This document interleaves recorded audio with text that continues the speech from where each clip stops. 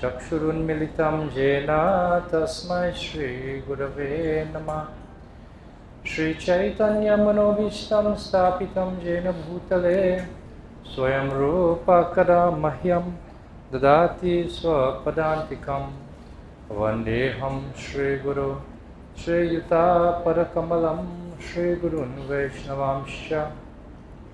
श्रीरूपं साग्रजातं सहगणरघुनाथान्वितं तं सजीवं साद्वैतं सावधूतं परिजनसहितं कृष्णचैतन्यदेवं Shri Radha कृष्णपादान् सहगणललिता श्रीविशाखान्वितांश्च।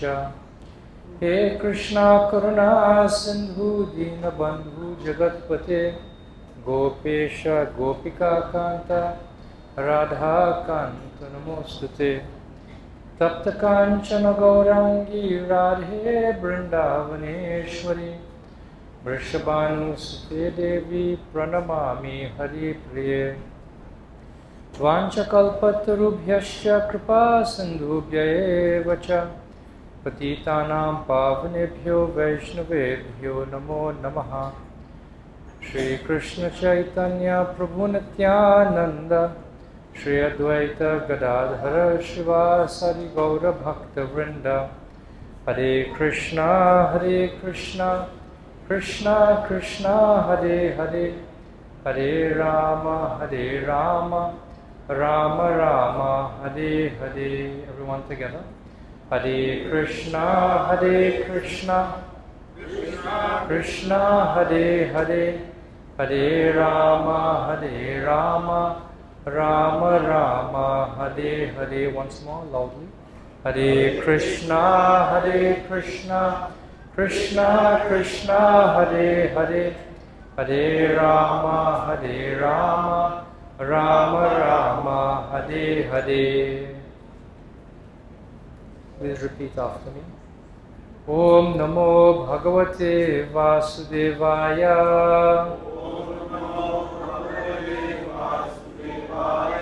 Om Namo Bhagavate Vasudevaya.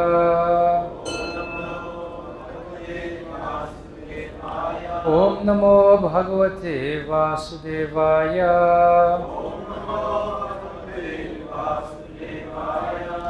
Hare Krishna. So today is the auspicious anniversary of the appearance of Lord Krishna in this world. He appeared just over 5,000 years ago.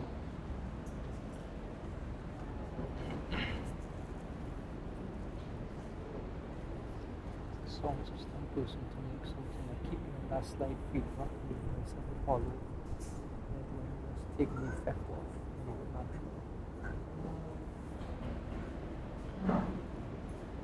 So what I thought I would do today is explore the question, why does Krishna appear in this world? There's different schools of thought that completely separate the Lord from His creation. In other words, that there's no question of the Lord coming into this world. It's, a completely neglected place. But the Lord is completely spiritual, and because this place is His energy, for Him it makes no difference.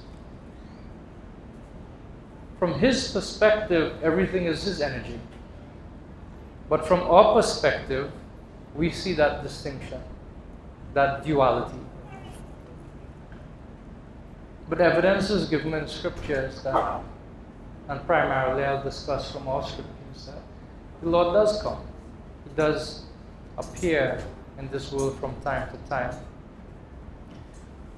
But before getting into the answering that question, why does Krishna appear in this world? There's a very wonderful devotee of Krishna who offers very deep and heartfelt prayers. And these prayers are found in the Srimad Bhagavatam, in the first canto, the 8th chapter. And those are the prayers by Queen Kunti. And one of those prayers is a very famous verse.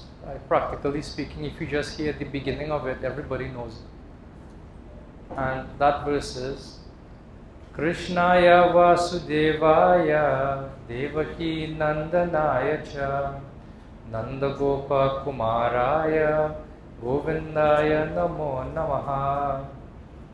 She says, let me therefore offer my respectful obeisances unto the Lord, who has become the son of Vasudeva, the pleasure of Devaki, the darling boy of Nanda and the other cowherd men of Vrindavan, and the enlivener of the cows and the senses. This is quoted from Srimad Bhagavatam, 1st Canto, 8th chapter, verse number 21.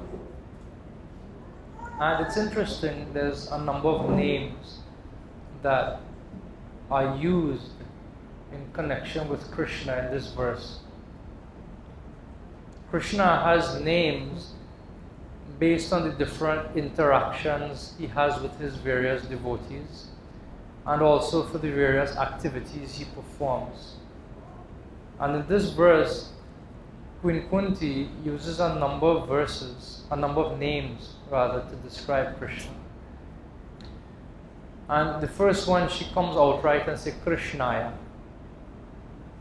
And the Acharyas, they give very interesting comments as to the significance of the different names that Kunti Devi uses in regard to Krishna in this verse. So Krishnaya means that among all the avatars, you are the best. You are the best. Srila Prabhupada comments in this regard. He says that Queen Kunti specifically adores the incarnation or descent of Lord Krishna above all other incarnations, because in this particular incarnation, he's more approachable. It's interesting, this insight that Srila Prabhupada gives. What does it mean that in this incarnation, Krishna is more approachable? One of the meanings is that in this particular form, the Lord completely gives himself to all the different varieties of relationships that can be enjoyed. Krishna is known as Rasaraj. He is the enjoyer or the connoisseur of all different varieties of rasas or relationships. And we see that Krishna has relationships with the cowherd boys. He has relationships with even the creatures and the foliage in Vrindavan. He has relationships with his friends. He has relationships with the older gopis of Vrindavan. He has relationships with his own parents, Nanda and Yashoda. He has relationships with the gopis of Vrindavan. And then later on he goes to Mathura, Dwaraka, and rekindles his relationship with Vasudeva and Devaki. He has many friends there also, like Uddhava. He has cousins, relatives, the Pandavas. And he has wives, many wives, at least 16,108 wives. And with each of these wives he has children. And each of those children in turn have grandchildren. And Krishna enjoys all these relationships with all these varieties of devotees. But as you find in other incarnations, the variety of relationships that they exchange with their devotees is limited. One example of this is when Lord Ram entered into the Dandakaranya forest. There were many sages who were sitting in meditation. And when they saw the beauty of Lord Ram, their hearts became completely captivated. And they desired to enjoy with Lord Ram in the form of damsels. And Lord Ram told them, in this incarnation, not possible. It's not possible. you have to come again. When I appear in my original form as Krishna, then you will also appear. And they actually appear. And there are different varieties of gopis who appear in Krishna's Leela. And one category of gopis are called the Rishichari gopis, who were previously the rishis who saw Lord Ram in the Dandakaranya forest. And they appear as gopis in Vrindavan to have that exchange of rasa with Lord Krishna. We see also, while in that forest, Ravana's sister Shurpanaka wanted to offer herself to Ram. And Lord Ram told her, I'm a married man. I won't entertain this type of relationship. But for Krishna, there's no such restriction. I remember one time at Diwali Nagar, one person came and he was challenging. He was asking, sometimes people ask these questions just to see what the devotees will respond. And so he asked, why is it that Krishna got married with so many women? And he said, I think the number he quoted was 8. And I said, you're underestimating Krishna there. He said, what do you mean? I said, not 8. Krishna has 16,108 wives, of which 8 are principal. We will actually know their names. And he said, what? And he said, but do you think that is right? That he's the Supreme Lord and he sets that kind of example? And I said, so what is the point of being the Supreme Lord if you can't do that? Even the most powerful men in this material world, at a certain point, they experience difficulty. When they try to enjoy beyond a certain point, problems. But Krishna never experienced such problems. What is the point? But because he was asking in a challenging way, I decided to challenge him. I said, but the more intense relationship Krishna has is not with his own wives. He said, what do you mean? I said, it's with other people's wives. He said, what do you mean by that? I said, the gopis of Vrindavan, all of them are married, including Srimati Radharani, apparently. Of course, there is Leela behind all that. But Krishna is Adi Purushaha. He is the supreme enjoyer. Every single thing else is the property of Krishna for his enjoyment only. Even Balaram, we celebrated his appearance there 1 week ago. He is glorified also as the Supreme Lord. But even his will is subordinate to Krishna. It is a fact. Bhagavatam confirms that. Tejo varid mridam yata vinimayo yatra trisargo mrisha. That when Lord Brahma stole the calves and the cowherd boys, for 1 year Krishna manifested his potency as each and every one of these boys and each and every one of these calves. All of them. Perfectly. Even better than the original. You want to know why? Because for that year, all of the elder gopis of Vrindavan felt that they loved their own children just as much as Krishna. Which was strange. Because they are accustomed to loving Krishna more than their own child. But for that year, they loved their own children. And then, you know what happened? 1 year later, when the calves would have grown significantly older, this also took place on Lord Balaram's birthday. The cows were grazing up in the hill, and they saw their calves some distance away. And the cows developed such an intense attraction for their calves. Of course, that relationship would have long gone. They ran and milk was just spraying from the others. And when Lord Balaram saw this, he looked at Krishna. I said, "My dear brother, is there something you are not telling me?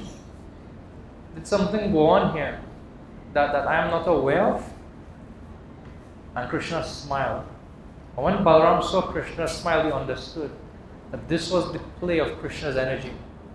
That even Balaram became bewildered.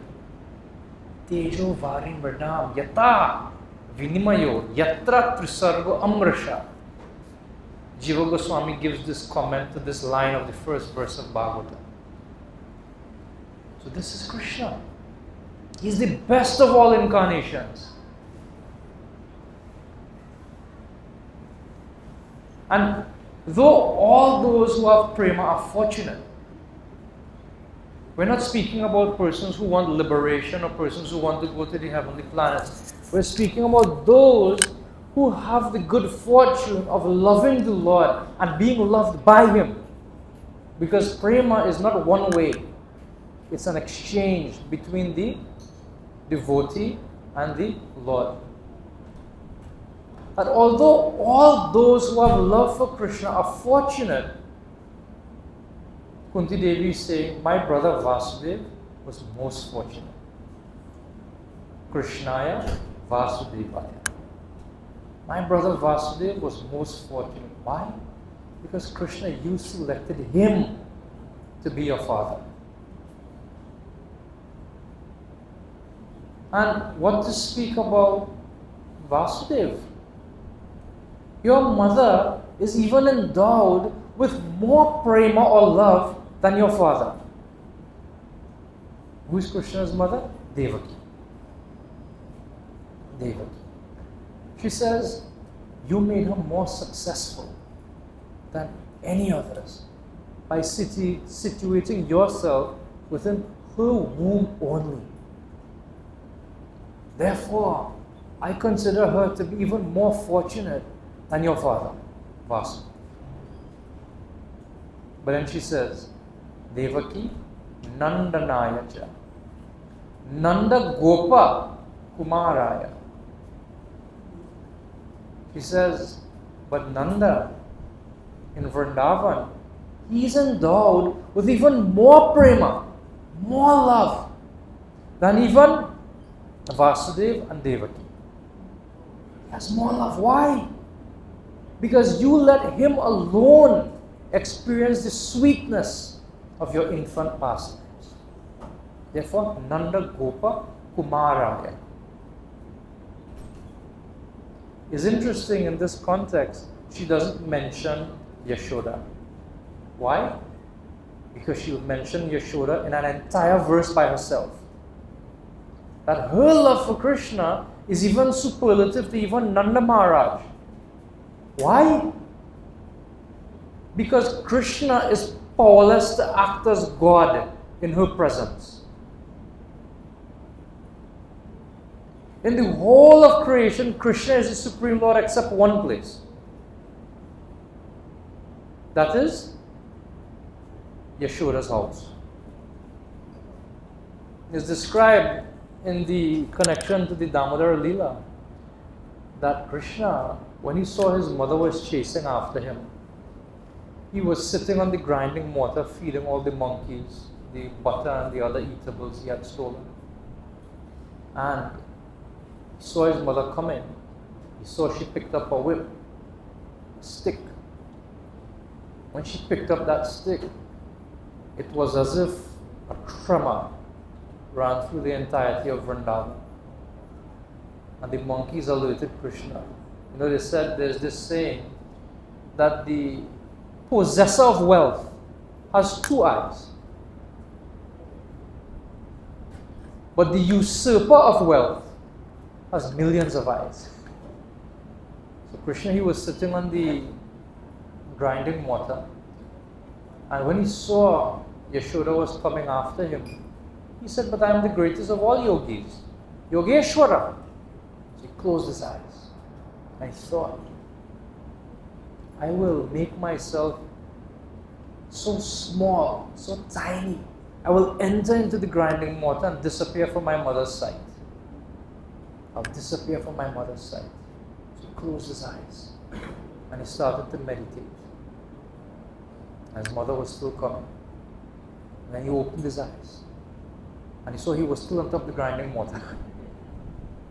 And this is when he realized something is about to happen, and he jumped down and started to run.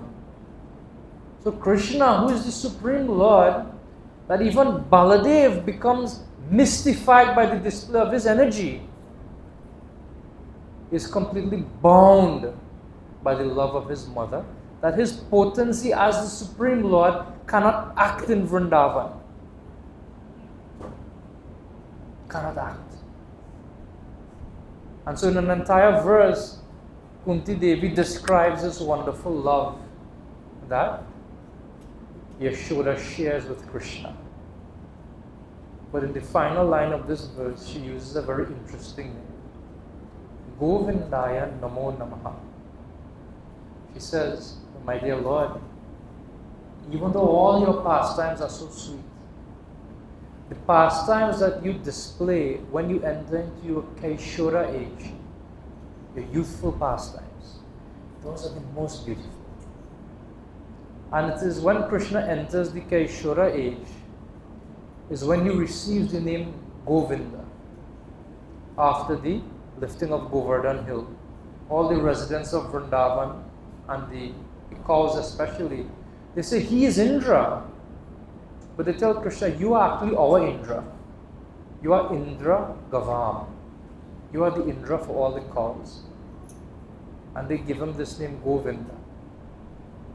Additionally, this name Govinda means that Krishna gives pleasure to the gopis of Vrindavan. Additionally, it means that Krishna gives pleasure to the senses. But in this verse, Queen Kunti is actually speaking about Krishna's exchanges with the damsels of Vrindavan. What is interesting, that she doesn't mention any of them by name. Because she feels that these pastimes are so confidential, they shouldn't be advertised. They shouldn't be just spoken outright. So she just mentions it here. And later in those same prayers, Queen Kunti would offer many different reasons in answering the question, why does Krishna appear? Before going to those verses, what does Bhagavad Gita say about Krishna's appearance? In two verses, one verse, Krishna himself says, when I appear. What is that verse? Who knows? Yada yadahi dharmasya glanir bhavati bharata abhyutanam adharmasya dharmanam shrajamyaham. Whenever and wherever there is a decline in religious practice and a predominant rise in irreligious practice, at that time I appear myself. Shrajami aham. I personally come. When I come, that is when? Rising irreligion, falling religion. Then he says, Paritranaya sadhunam vinashaya pradushkritam dharma samsthapanarthaya shambhavami yuge. Why do I come? Paritranaya sadhunam. He says this first. Srila Prabhupada translates it as to deliver the pious. To deliver the pious. Second, he says, Vinashaya Pradushkritam. To annihilate the miscreants. In other words, to kill the demons. And finally, Dharma Samsthapanarthaya. To re-establish the principles of religion. Srila Prabhupada gives a very interesting comment on Paritranaya Sadhuna. He says that in this world, there are devotees who are very much longing to see Krishna's pastimes in Vrindavan. And therefore Krishna appears to satiate their intense desire to enjoy these varieties of relationships with him. Paritranaya sadhuna. Any other incarnation can come and kill demons. But specifically, the exchange that takes place between Krishna and the Brajabasis can only take place when Krishna himself comes. And therefore he says, Paritranaya sadhuna. I come to exchange loving relationships with my devotees whose hearts are burning with love. And dharma samstapanataya. What is the example of dharma samstapanataya? Bhagavad Gita. Krishna gives the Bhagavad Gita in the midst of the Kurukshetra battle. There's another literature that offers reasons why Krishna appears. So far we've discussed 3. To exchange relationships of love with his devotees, especially in Vrindavan, to annihilate the miscreants, kill demons, and to establish the principles of religion. A very intimate follower of Lord Chaitanya by the name of Krishna wrote a very beautiful book by the name of Ananda Vrindavan Champu. Describes Krishna's pastimes in Vrindavan. And he offers different reasons for Krishna's appearance. And he gives reasons in 2 categories. External reasons why Krishna appears and internal reasons. What is the difference between an external reason and an internal reason?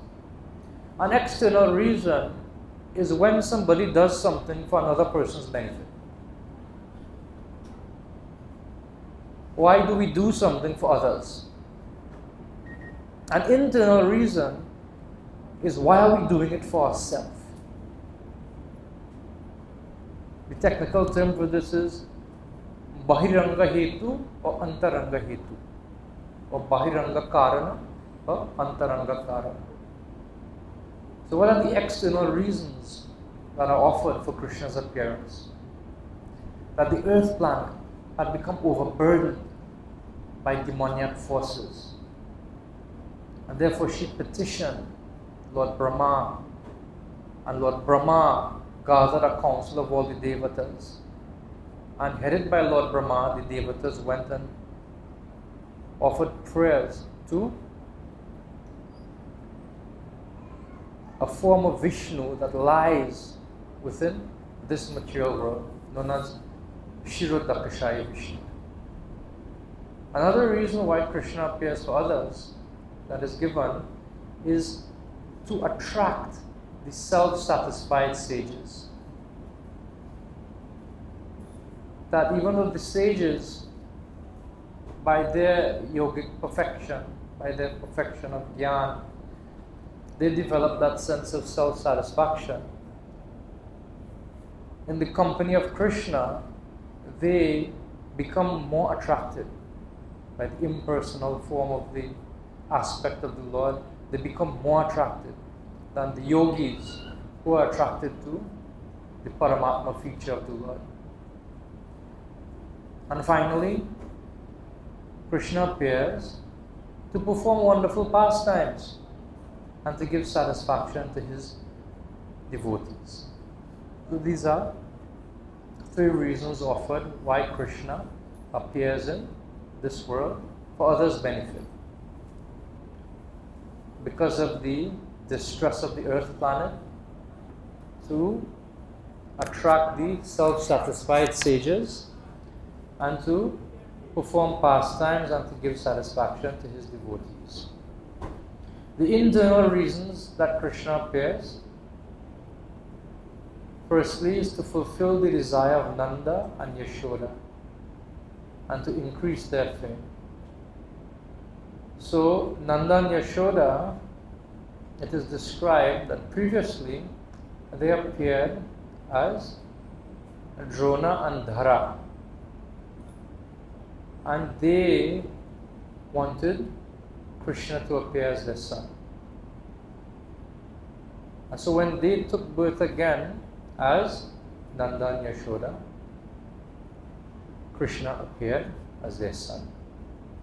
And the Acharyas give deeper insight.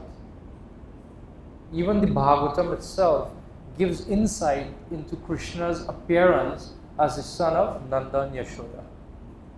But we won't go into that in detail in this class. And finally, the internal reason for the second internal reason for Krishna's appearing is he wanted to experience the Sringara Rasa in the material world while enacting his worldly pastimes. And what is the Sringara Rasa? The pastimes specifically with gopis that go beyond the confines of a wedded relationship. And these pastimes you'll only find displayed by Krishna. So these are some reasons that are given in Shastra as to why Krishna appears. But Queen Kunti, out of love for Krishna, she also offers many reasons. I find it so endearing. It's almost as if she's speaking. But Krishna, some people say that you appear for this reason. But others say that you appear for that reason. Ultimately, I don't think anybody knows why you appear. She is almost like she's having a conversation with herself.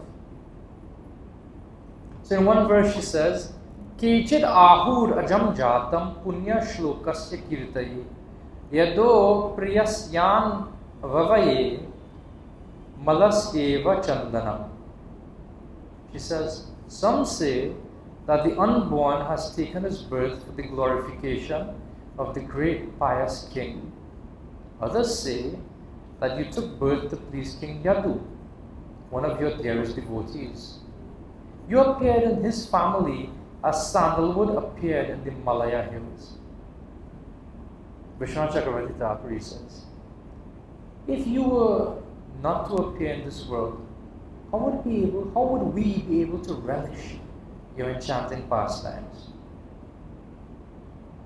And my dear Lord, there are many opinions that people offer as to why you appear.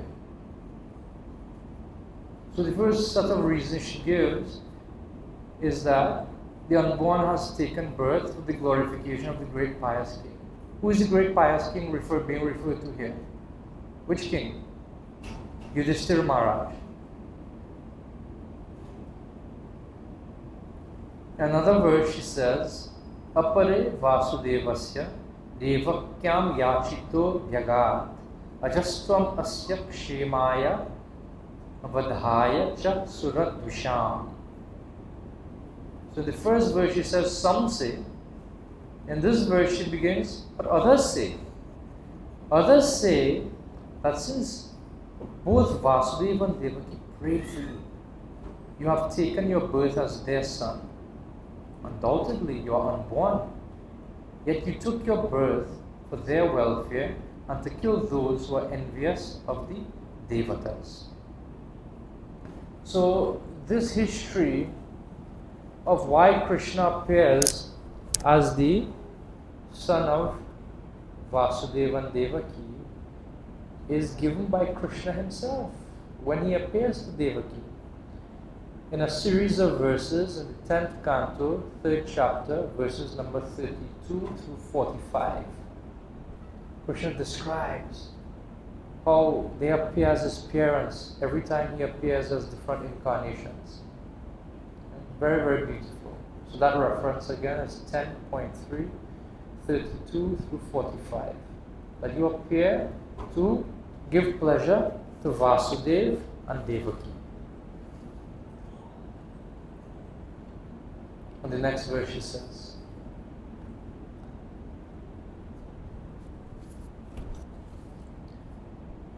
Bharavatarana Bhuvo Nava Ivo Dadau Siddhyantya Buri Bharena Jato Hyatma Bhuvartitaha. She says, others say that the world, being overburdened like a boat at sea, is very much aggrieved.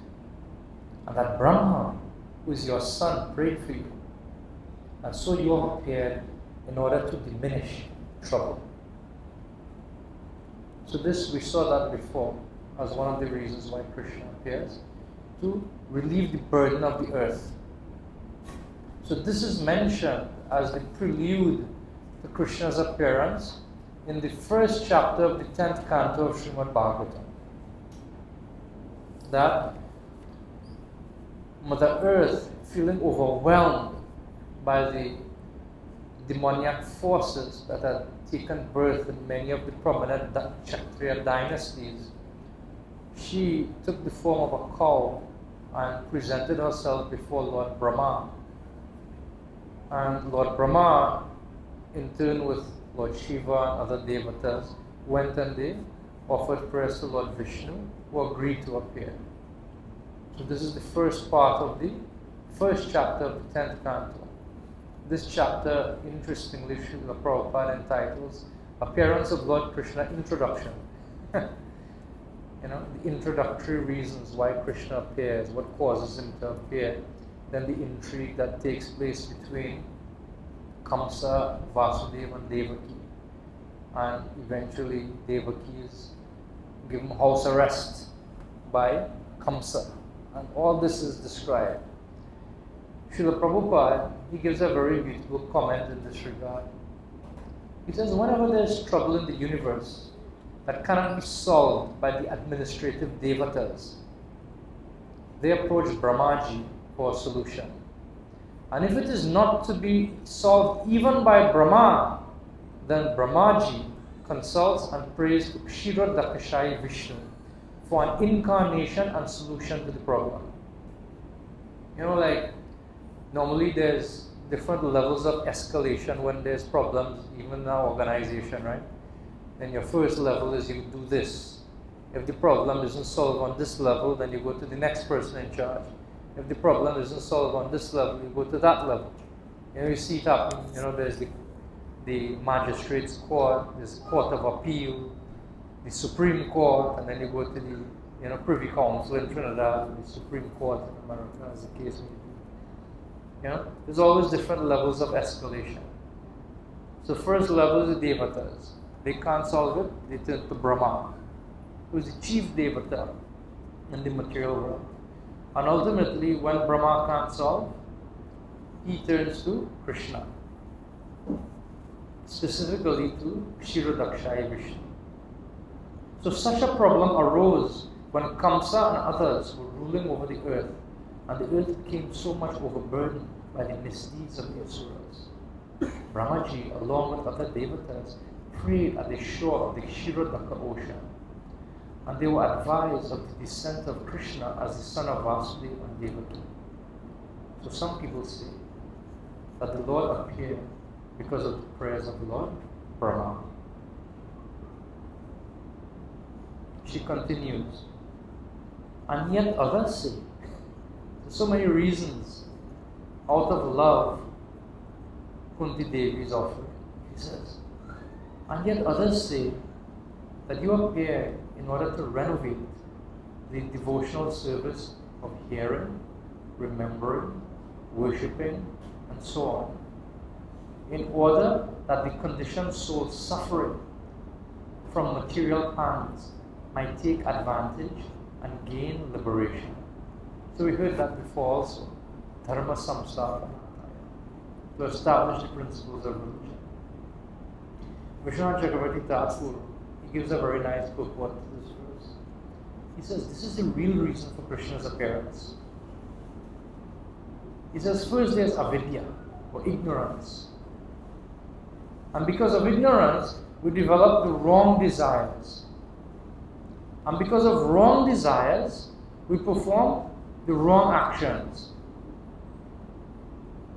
And when we perform the wrong actions, it results in further suffering within the wheel of samsara, repeated birth and death. So he says, you come there, Krishna, to engage those suffering due to actions arising from material desires, which are due to ignorance, in actions for attaining prema. The destruction of suffering is incidental, because it is said in the next verse, the result of hearing about you is seeing you and seeing your lotus feet. By seeing you, one attains Prema. So these are some of the reasons that Kunti Devi is offering to Krishna. Some say you appear for Yudhishthira, Yadu. Some say you appear for Brahma. And then others say you appear to teach people, to perform pastimes, to attract persons to you. To attract persons to you. So in the next verse, very, very beautiful verse, she says, Shrinvanti gayanti grinantya bhikshnashaha smaranti nandanti tavehitam janaha ta eva pashyatya chirena tavakam bhava bravaho paramam padambujam.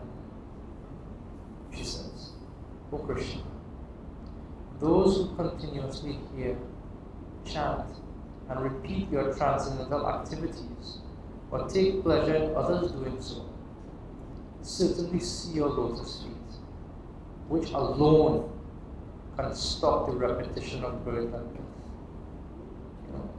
Shrinvanti, those who consistently hear.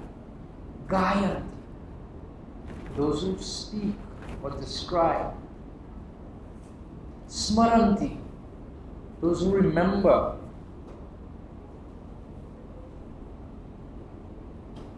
That these persons see your lotus feet. And what is the result of seeing the Lord's lotus feet? Then love immediately arises within their hearts. It's interesting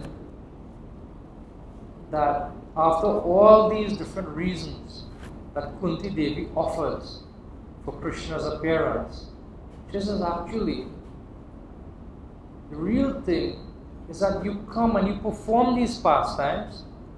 And when you perform these pastimes, and this is also mentioned in other places, when you perform these pastimes are recorded. And they become nourishment for those who want to associate with you. Srila Vishwanath Chakravarti Thakur says, this is the result of hearing about Krishna. They are not others. Eva, see for certain. It is not that they do not see.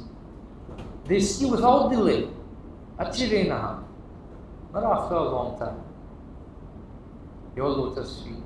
Not the lotus feet of one of your expansions. Those lotus feet destroy the influence of material existence, rather than prolong material existence. He says that the result of hearing about Krishna in the right mood, from the right source, the right intention, what he says, very quickly one sees Krishna. The foundation of all spiritual practice is based upon hearing about Krishna. When one hears about Krishna, the natural tendency comes that one wants to share what he has heard with others. So from hearing and sharing, one develops the tendency to remember Krishna within our consciousness. And therefore the Lord performs so many different pastimes with his devotees that serve to attract us. They instruct us, but also they attract us. There's two different kinds of persons who engage in devotional service to Krishna. There's one person who engages in devotional service to Krishna because by engaging in devotional service to Krishna, by chanting the Lord's holy name, by engaging in devotional service, they avoid the incurrence of sin. They avoid going to hell. So they engage in devotional service for this reason. I don't want to go to hell, These instructions are very clear in scriptures. If we don't do it, we'll incur this reaction. So therefore we have to do it. That's a very good impetus. Like if somebody tells you, be careful when you're driving, on the road. Drive on the right side of the road. Don't drive on the wrong side of the road. Why? Because if you drive on the wrong side of the road, you could get into a fatal accident. That's a good enough reason not to do it. Just stay on the right side. Right? But after some time, when a person is driving, it is unconscious. If a person actually drives with purpose, I'm going to this place, I'm going to do this, or this purpose, it's a different kind of experience.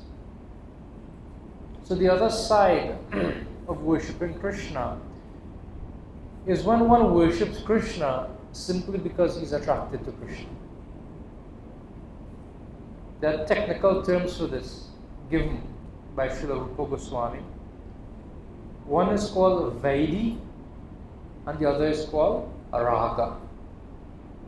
Vaidhi means that one worships the Lord because of the injunctions of Scripture, because of the instructions given by Guru, because he does not want to face the reaction that can be experienced as a result of disobeying those injunctions. And they're very good. But when one wants to worship Krishna because of attraction, that is a deeper type of experience. And where does that come from? The desire to worship Krishna from the position of natural attraction. Like almost as if, I can't remember which prayer, I think is it Dhruva who offers this prayer that just as iron is naturally attracted to a magnet, I feel that is my attraction for you. Just as iron naturally becomes, it doesn't have to think, it is naturally attracted. When one develops attraction for Krishna, the act of pleasing Krishna becomes more intimate. It is not by force. One is compelled by a higher sense. One is not just worshipping with his head, but one's heart and one's emotions become invested in one's relationship with Krishna. And this actually pleases Krishna more. Now, suffice to say, it is not that we can just jump to that. Because there's many people who say, I like Krishna more than any of the others. We are not like Kunti Devi, where she says, I like you more than all the other incarnations. I like you the best. No. That attraction develops in one who hears about Krishna from the right sources. And Krishna performs so many pastimes. And when we hear these pastimes, it offers us an impetus to be better, to do better. Like I was describing on the appearance of Lord Balaram, quoting Bhaktivinoda Thakur, that all of these different demons that Krishna kills represents certain anarthas, or unwanted things that develop within our own hearts. And therefore, when we listen to Krishna's pastimes, there's a twofold effect. We get the strength to invite Krishna to, just as he slays these demons, or Balaram slays these demons, that my dear Lord, you help me to recognize and confront and allow you to eradicate those demons that appear within my own heart. Malice, the desire for name and fame. All of these are demons that appear within our own hearts. And it takes courage It takes a certain amount of vulnerability to allow Krishna to enter within our hearts and kill these demons. And sometimes it's very painful. Like I was listening to one class, and the devotee was saying sometimes when Krishna performs surgery on the devotee's heart, meaning killing these demons, oftentimes he doesn't use any anesthesia. Oftentimes no anesthesia is used. So we feel the effect. It's hard. It's not easy. You know why it's hard? It's hard because it is not something that we do for others. Those demons that we want Krishna to kill are not seen by anybody else. Sometimes we could be living with those demons and just acting in such a way, hoping that nobody recognizes that demon is here.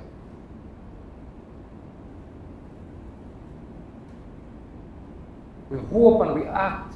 Make sure the tilak is on very nice. Make sure the dhoti falls just in the right way. My bead bag should look very nice. My bead should be very nice. So nobody recognizes that I'm living in the company of these demons. That in fact, I might be one of these demons myself.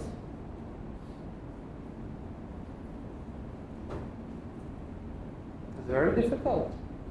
It's not easy. Because it requires being honest with ourselves. Oops. Find out how long again. Find out how much time. How much final time. The courage to admit that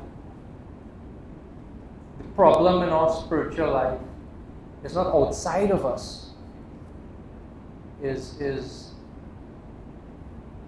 a phenomenal experience that a devotee can encounter. When we can actually admit, my dear Lord, I'm helpless. I want that you should appear just as you appeared in Vrindavan and killed so many demons. I want you to kill these demons. The courage and the honesty to be aware of those things that are actually unartha, unwanted, is the catalyst, one of the greatest revolutions we can experience in our life. I often, sometimes you get a lot of wisdom from memes. So there's this meme, there's two pictures side by side. The first picture is you see a person lying on the ground, in great distress, and there's a boot on the person's head. A boot is on the person's head. And when you see that picture, you think,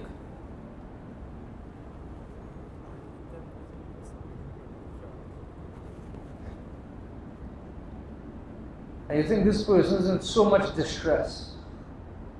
Who is putting their boot on this person's head and keeping this person down? And then the camera pulls away. And you see the boot in the person's head. And you see the person's hand inside the boot holding it down.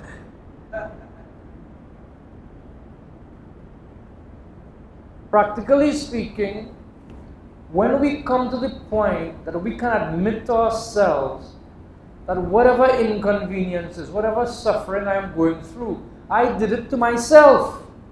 Nobody else is to blame. It opens the doors for Krishna to enter into our lives and create a revolution in our consciousness. The courage and the honesty to stop blaming others for what we are going through, for what we are experiencing. opens the doors wide open for Krishna to enter and to create a revolution in our consciousness. So as I was mentioning, Krishna performs many pastimes. So I was told that we have about 10 more minutes. So I'll see if I can mention one pastime in 10 minutes. It's a pastime I was meditating on today and last week also. The 15th chapter of the 10th canto of Srimad Bhagavatam deals with Krishna killing Dhenukasura. Not Krishna, but actually Balaram kills Dhenukasura. And that chapter ends with Shukadeva Goswami mentioning Krishna's subduing of the Kaliya serpent. And the 16th chapter is entitled The Subduing of Kaliya. Krishna subdues Kaliya. Most people know this pastime. So I'll just summarize it. Actually, I'll summarize it in the exact way that Shukadeva Goswami summarizes it. He summarizes it, the entire pastime, in one verse. In the first verse of the 16th chapter.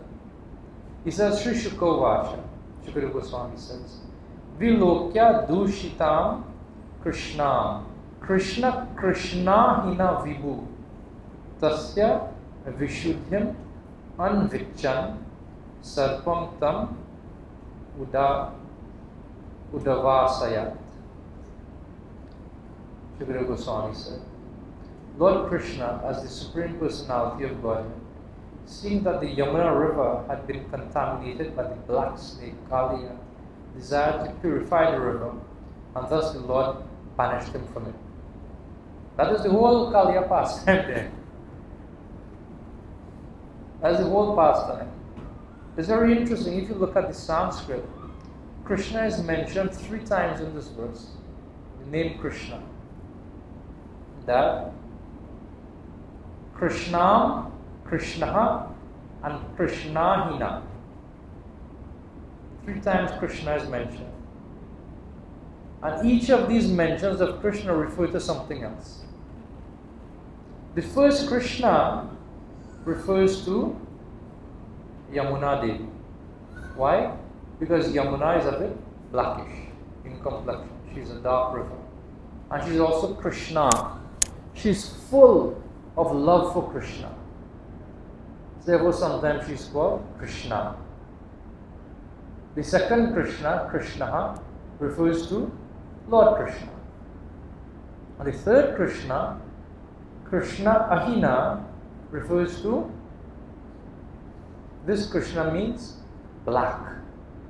Krishna Ahina means the black serpent, refers to Kaliya. So Krishna, Krishna, Yamuna Devi, Krishna, Krishna, Lord Krishna, and Krishna Ahina, Kaliya. Same name, 3 meanings in the same verse. Shukadeva Goswami, he gives a perfect summing up of the entire pastime of Krishna subduing Kaliya. And he wants to move on. I summarized the pastime, a couple verses in the last chapter. I gave you the complete synopsis in one line here. And he's preparing to move on to give other descriptions. And Parikshit Maharaj rails him. He said, No. Parikshit Maharaj isn't satisfied. And he prompts Shukadeva Goswami to elaborate. He says, who can ever be satiated when tasting the Lord's pastimes, which are satisfying to the senses of the hearer and bring joy to the heart? He mentions that. So I'll just give some little trivia about this pastime. That place where Krishna subdued Kaliya is still there in Vrindavan. But it is not the same as when Krishna actually performed the pastime 5,000 years ago. The pastime describes that the Yamuna had become poisoned by the venom that was spewing out from the many hoods of the Kaliya snake, the snake known as Kaliya. So much so that practically speaking, all the trees on the banks of that area of the Jamuna had died. Even birds, when they would just fly over, because of the influence of that poison, they would also die. So Acharyas described there's actually not the whole Yamuna that was poisoned. Harivamsa specifically describes that that area was not the main flow of the Jamuna, because the Jamuna also flows down to Mathura, near Govardhan and so on. This was a tributary. And this tributary, there was a lake that was 8 miles wide in diameter. 8 miles. And within this lake, Kaliya made his home. And we can walk past that even today in Vrindavan. Trees there. Kadamba trees there. Maybe not the original one, I think it's a replanted one. I don't know, the replanted one or the original one, Raj? You remember? But the Kadamba trees there. And it's a very beautiful place, that area. Just as you walk past that, on the Parikram path, you'll walk past the area where Krishna subdued Kaliya on your right hand side. And as you walk a little way up, you'll find the Samadhi Mandir of Prabodhananda Saraswati Thakur. Just as you walk a little further up and you look up on the hill, you'll find a hill known as the Dvadasaditya Tir. On top of that hill, you'll find the original temple of Madan Mohan. And they said, when Krishna, after subduing Kaliya by dancing on his hoods, Krishna became tired and he was wet, he was feeling cold. So he climbed to the top of this hill and just lied down. This hill is still there. And 12 forms of Surya came out and surrounded Krishna's body and warmed him and dried him up to give Krishna the pleasure of resting, of becoming dry. It's a very, very beautiful place, very, very significant place. Of course, over the years, so much development has been taking place in Vrindavan. This last time when I was in Vrindavan, I almost missed it. It's when I walked past and saw the Madan Mohan temple, and I realized I missed it. The Kaliya, the Kaliya tree. So, Krishna is described that he saw that distress was coming to his devotees, and he thought, now I will subdue this Kaliya snake. For 5 more minutes, you're up.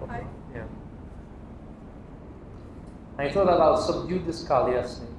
This is interesting what is described. That Krishna, he climbed on top of this tree. And the Acharyas give some insight about this particular tree also, which I won't go into. And he slapped his arms, flexed his muscles, he slapped his arms, and he tied his hair back. Real hero thing, Not no halfway thing from Krishna. And he tied back his hair. And then from one of the branches of this tree, he jumped into the river, into this lake, of this tributary of the Yamuna. And when he jumped into the lake, the splash and the force that it created was so intense that the lake overflowed by Krishna's jumping into it. And it said that on all sides, a wave was created, a flood was created by the force of the water that Krishna displaced from the lake, that it traveled the distance of 1,000 bow lengths, 100 bow lengths, just by this little boy Krishna jumping into the lake. There's some interesting that Shukadeva Goswami describes. It's interesting. That Shukadeva Goswami describes that when Krishna jumped into the lake, he started to splash in the water to attract Kaliya's attention. And when Kaliya saw what was happening, and he put his gaze upon Krishna, he saw Krishna as having a very delicate body, as his dhoti being made of very beautiful yellow silk. His hair was very beautiful. He became attracted to Krishna. It's interesting. Sanatana Goswami, he offers a very interesting insight in this regard. He says that Kaliya, he had a change in heart. And even though he was attacking Krishna, in his consciousness he was thinking that Krishna, even though I'm trying to bite you, don't think I'm trying to bite you. Please accept it that I'm trying to offer you my kiss. Don't think that I'm trying to strangle you. Please understand I'm offering you my embrace. So what is the significance of this? That the form of Krishna, hearing about Krishna, is so powerful that it can bring about a change in our own heart. That the same things we were doing, the same activities we were doing before, motivated by the desire to enjoy within this material world, can change to offering those things for Krishna's enjoyment. Shri Krishna Janmasthami Mahamahotsava ki, Srila Prabhupada ki, Ananta Koti Vaishnava Vrinda ki. Hare Krishna, Krishna Krishna, Hare Hare, Hare Rama, Rama Rama, Hare Hare. Thank you very much, His Grace Shanta Vigraha Prabhu. So as we continue the program, we would like to invite everyone to our Madhuban